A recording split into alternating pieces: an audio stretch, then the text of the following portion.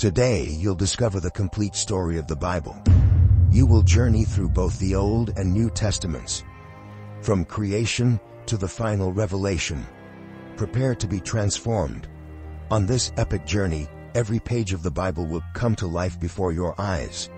The promise is clear. The invitation has been made. Dive in and let the Bible transform your life.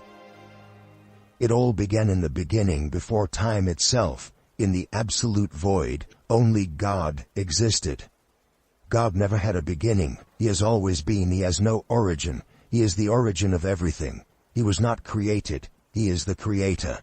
Suddenly, a burst of light tore through the void. "Let there be light," commanded a powerful voice, and the universe filled with a blinding brilliance. The heavens stretched forth and the earth rose up, blanketed by vast oceans and barren landscapes. God surveyed his creation, and in the quiet he decided on the next step. "Let us make man in our image." With emotion, he sculpted from dust a being in his likeness. "Adam," he declared, and the man opened his eyes, beholding a world freshly born. Yet something was missing. God saw the solitude in Adam's eyes and, with firm resolve, determined, "It is not good that man should be alone." While Adam slept, God took a ribbon from it, fashioned Eve. Upon waking and seeing her, Adam's astonishment was complete. "Flesh of my flesh," Adam exclaimed, unable to look away. Eve gazed back with a blend of curiosity and wonder, in her eyes the reflection of an unexplored world. But in the Garden of Eden not everything was peaceful. In the shadows, a cunning figure watched. The serpent, with a malicious grin, slithered up to Eve. "Did God really say you shouldn't eat from any tree in the garden?" it whispered, sowing doubt. Eve hesitated but replied, "We may eat the fruit of all the trees except the tree of the knowledge of good and evil." "You will not die." The serpent's voice grew more intense, filled with seduction. "Rather, your eyes will be opened and you will be like God, knowing good and evil." The desire to know the forbidden ignited in Eve's heart. She took the fruit and ate, also offering it to Adam, who without hesitation did the same. Suddenly, they realized their nakedness and felt shame for the first time. In that moment, the garden transformed. The skies darkened and thunder boomed. God appeared, his face a mixture of pain and fury. "What have you done, Adam?" His voice resounded like a hammer. Adam, trembling, pointed to Eve. "The woman you gave me offered me the fruit and I ate." Eve, with tears in her eyes, murmured, "The serpent deceived me." The verdict was swift and devastating. "Cursed is the ground because of you. In pain you shall eat of it all the days of your life," declared God. And to Eve, "I will greatly multiply your pain in childbirth. In pain you shall bring forth children." The serpent was sentenced to crawl on its belly and eat dust. The harmony of Eden was shattered forever. Adam and Eve, expelled from paradise, faced a harsh and unknown world. As they walked away, the garden faded from their view, and the first sunset outside of Eden was stained red. The creation of the universe, filled with wonders and tragedies, marked the beginning of an eternal story of struggle, redemption, and hope. In the arid plain east of Eden, Adam and Eve had two sons, Cain and Abel. Cain, the firstborn, toiled under the blazing sun, clearing weeds. Abel, his younger brother, led his flock across the grasslands, his face lit by a peace unknown to Cain. One day Cain shouted, "Abel, God seems pleased with you, but not with my offerings. What do you have that I don't?" Abel, gently petting one of his lambs, replied calmly, "It's the heart, brother. God looks at the heart." Abel's words echoed in Cain's mind like a relentless drumming. Days passed and envy grew within him like a dark shadow. One night, under a star-studded sky, Cain made a decision. "Come to the field with me tomorrow," he said to Abel, his eyes hiding his true intentions. At dawn, The brothers met in the fields. The tension was palpable, the air thick. "Why does God favor you and not me?" Cain asked, his voice a dangerous whisper. "It's about our faith, Cain. God wants us to sincerely offer the best," replied Abel, unaware of the looming threat. Suddenly the calm of the field was shattered by a harsh sound. Cain, with a stone in hand, struck Abel on the head. Abel fell to the ground, his eyes filled with surprise and pain. "Cain, my brother," he murmured, before his voice was silenced forever. The earth, which until that moment had been a stage of life, became the first witness to the oldest crime. Abel's blood soaked into the earth, crying out for justice to the heavens. Cain, with trembling blood-stained hands, looked on in horror at what he had done. Suddenly a voice echoed in his mind, strong and omnipotent. "Where is your brother Abel?" "I don't know. Am I my brother's keeper?" Cain replied, his voice broken by fear and guilt. God sternly declared, "Your brother's blood cries out to me from the ground. You shall be cursed, banished from this land that has opened its mouth to receive your brother's blood." At that moment, Cain's life was forever changed. The earth, which once bore fruit under his care, turned barren. He wandered as an outcast, marked by his sin, burdened with being the first murderer in history. The tragedy of Cain and Abel was etched into the heart of humanity, an everlasting reminder of the destructive powers of envy and hatred. Time passed, but the earth became corrupt. The wickedness of man was great. God, looking down in sorrow, decided to put an end to the depravity. In this darkness, one man stood out for his righteousness: Noah.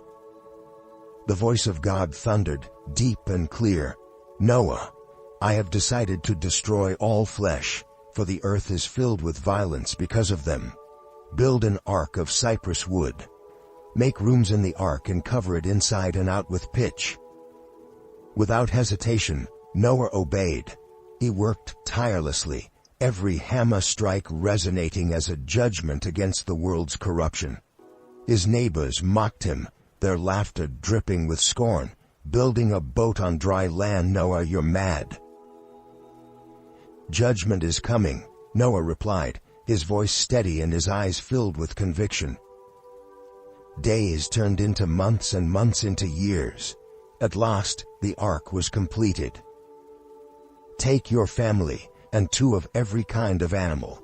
The flood will cover the earth," God commanded. The tension mounted as the animals, led by an unseen force, marched into the ark. The doors shut, and a foreboding silence enveloped the earth. Then, the sky darkened suddenly. The first drops fell, followed by an unrelenting downpour. At first curious, the people soon filled with panic. Noah was right, they screamed, running to the ark, pounding desperately on the doors, "Let us in." But it was too late. The waters rose swiftly, swallowing cities and mountains. Inside the ark, Noah and his family listened to the tumult of divine judgment, their hearts filled with fear, yet also with hope. "God, why us?" asked one of Noah's sons, his voice trembling. "Because we found favor in his eyes," Noah replied, his words imbued with gratitude and wonder. For 40 days and 40 nights, the rain did not cease. The ark rose upon the waters, floating on an endless sea of destruction. The cries outside faded away, replaced by the eerie sound of water and the creaking of wood. At last the flood abated, and the ark rested on Mount Ararat. Noah, trembling, opened the window and released a dove. On the 3rd attempt, the dove returned with an olive leaf in its beak. "The land is dry," Noah announced, his voice filled with hope. God spoke again. "Leave the ark, you and your family. Populate the earth and multiply." With tears in his eyes, Noah obeyed. He built an altar and offered sacrifices to God. "I establish my covenant with you," said God, his voice echoing in the crisp air. "I will never again destroy all life by flood. I have set my rainbow in the clouds, and it shall be a sign of the covenant between me and the earth." The rainbow, bright and full of color, appeared in the sky, symbolizing God's promise. Noah and his family, standing on the renewed earth, looked to the future with hope, knowing they had witnessed and survived the greatest judgment the earth had known. Through the sons of Noah, God restarted the repopulation of the earth, giving rise to various peoples. Mankind, united by a single language, gathered on the vast plain of Shinar. "Let us build a city and a tower that reaches the heavens," declared Nimrod, their leader. "Let us make a name for ourselves, so that we are not scattered across the face of the entire earth." The project progressed rapidly. Bricks piled up, and the tower soared imposingly toward the sky. "Higher," Nimrod commanded. "It must touch the firmament." But in heaven, God watched. "Look," he said to the angels, "the people are united and all speak the same language. What they have begun to do will not be impossible for them." Suddenly, the noise of labor ceased. A worker, calling for more bricks, met with an incomprehensible reply. "What did you say?" he asked, his face full of confusion. The response was a torrent of unintelligible words.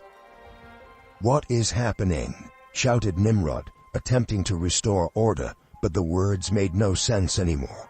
Confusion spread like a wildfire, quick and devastating. "I can't understand you. Speak clearly." In the blink of an eye, communication turned into chaos. Lifelong friends looked at each other with eyes full of despair. "Nimrod, do something," they pleaded, but even his commands couldn't overcome the babel of tongues. "God has punished us," cried an elder, his voice trembling with reverent fear. "We must scatter." Suddenly the work halted. The great tower was left abandoned, a testament to human ambition and divine judgment. Groups of people, now divided by language, drifted apart. Entire families set off in different directions, seeking new lands where they could understand one another. Nimrod, standing at the base of the tower, surveyed his surroundings. The city he had envisioned was crumbling. "This cannot be," he murmured, yet he knew he had been overcome by a far greater force. From above, God watched the scattering. "So it shall be," he declared, his voice echoing with authority and sorrow. "Humanity will multiply and fill the earth, but they will not forget the cost of their pride." The tower became a ruin, a reminder of the day God confused the languages and scattered mankind across the earth. Later, God chose a family to become the people who would bring the promised Messiah into the world.